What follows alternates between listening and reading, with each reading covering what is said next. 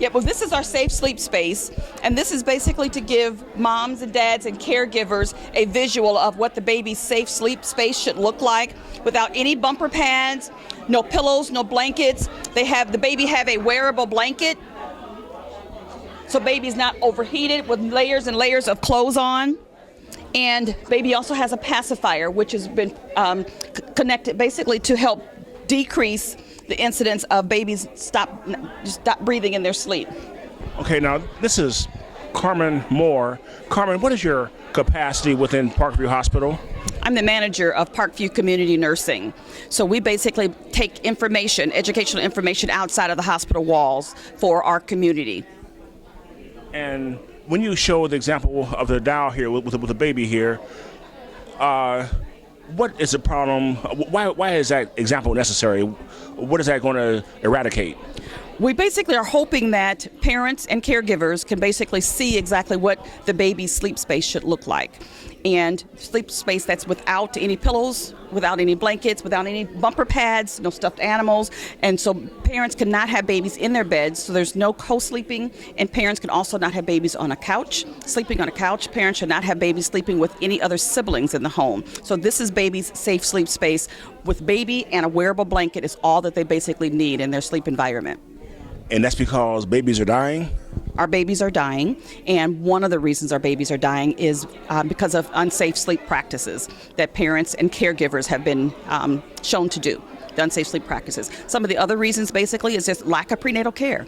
Moms are not getting to the doctor to get prenatal care early enough, and we want moms to get to a doctor to get prenatal care within that first trimester of their pregnancy, when they first find out they're pregnant.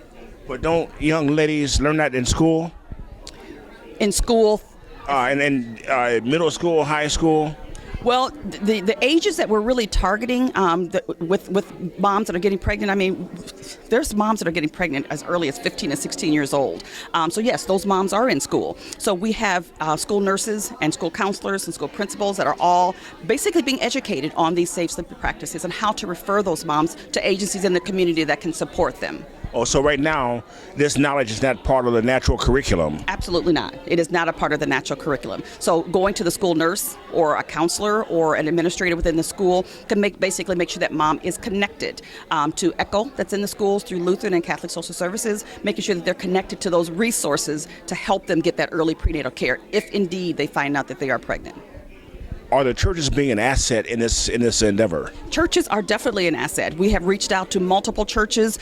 We're doing multiple events at churches, and this is one of the events that's in our community at the American Legion, where we know that moms are visiting and young ladies are visiting. So we wanted to make sure that increasing the awareness in areas where typically we have a captive audience has been very, very successful for us.